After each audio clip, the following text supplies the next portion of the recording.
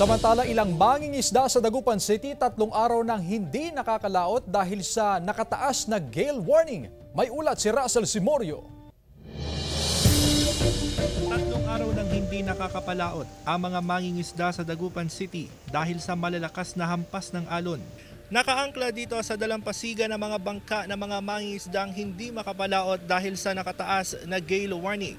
Ayon sa mga mangingisda, bukod sa napakadelikadong pumalaot ngayon, gawa rin daw sa kahoy itong kanilang mga bangka, kaya madaling masira sa lakas ng hampas ng alon. Itinaas ng Pag-asa ang gale warning sa mga baybaying sakop ng Region 1, Cagayan Valley, Aurora at mga coastal area sa Camarines Norte, Catanduanes at Quezon. Hanggang 6 na metrong taas ng alon ang posibleng maranasan. Malaking kalbaryo sa mga mangingisda ang hindi makapalaot ngayong magpapasko pa naman. Hindi sila makapalaot sa kan dahil malalaki.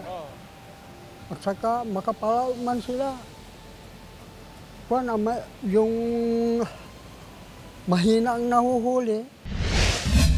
2 linggo nang hindi nakakapalaot ang mga mangingisda sa Pasukin, Ilocos Norte dahil sa nararanasang malakas na hangin bunsod ng amihan. Nakatakda namang magbigay ang MDR-RMO ng relief goods sa mga apektadong mangingisda. Ilang araw bago magpasko, walang namamata ang bagong sama ng panahon o bagyo na posibleng makaapekto sa bansa. Pero paghandaan pa rin ang tsansa ng ulan dahil sa iba't ibang weather systems gaya ng shearline, amihan at easterlies. Russell Simorio, One North Central Luzon.